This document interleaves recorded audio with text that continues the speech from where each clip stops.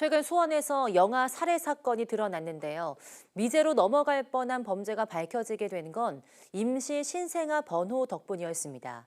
이에 따라 정부는 이 임시 신생아 번호를 이용해서 출생 신고를 하지 않은 영아를 보호하는 방법을 찾기로 했습니다. 기정훈 기자가 보도합니다. 현행법상 신생아의 출생 신고 의무는 부모에게 있습니다. 친족이나 분만에 관여한 의료진에게도 후순위로 의무가 있긴 하지만 부모가 신고할 수 없는 경우고, 이번처럼 부모가 고의로 신고하지 않을 땐 과태료 물리는 것 말고는 방법이 없습니다. 때문에 신생아의 출생을 의료기관이 지자체에 알리도록 하자는 게 의료기관 출생통보제입니다. 정부는 지난 4월 발표한 윤석열 정부의 아동정책 추진 방안에서 이 제도의 도입 계획을 밝혔습니다. 이를 위해선 가족관계 등록법을 바꿔야 하는데, 국회엔 출생통보제를 담은 개정안이 정부 발의안 포함 10건이나 올라와 있지만 모두 계류 중입니다. 행정 부담과 책임 소재 등을 들어 의료계가 반대하면서 지체되고 있는 겁니다. 때문에 정부는 출생통보제 법제화 전이라도 출생신고가 누락된 이른바 유령아기를 막는 방안을 서두르기로 했습니다.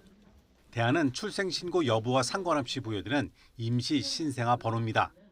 출생 후 바로 맞는 국가 필수 예방접종과 비용 정산 등을 위해 신생아에게 자동 부여되는 번호로, 이번 사건도 백신은 맞았는데 출생 신고가 안 된 사례를 추적하다 드러났습니다. 하지만 여기엔 산모 정보가 연계되지 않아 상시 추적 조사하기 어려웠는데, 이를 개선하겠다는 게 복지부 계획입니다. 저희가 모의 인적 사항 등을 입수를 해가지고 저희가 추적 조사할 수 있는 법적 근거를 신속하게 마련하도록 하겠습니다. 사회보장급여에 관한 법률 시행령 개정을 통해 이를 추진하되, 궁극적으로는 출생통보제 법제화를 서두른다는 방침입니다. 이와 함께 출산 사실이 자동으로 알려진 걸 꺼리는 임산부를 위해 익명 출산을 돕는 방안도 동시에 추진하기로 했습니다. 보호출산자 같은 경우는 우익이 임산부가 익명으로 출산할 수 있도록 지원하는 제도가 되겠습니다. 이 법을 통해서 병원과 출생아에 대해서 관리 대책을 저희가 강구해 나가도록 하겠습니다. 유엔 아동권리협약은 아동은 출생 후 즉시 등록되어야 한다며 출생 신고를 아동의 기본권으로 못 받고 있습니다.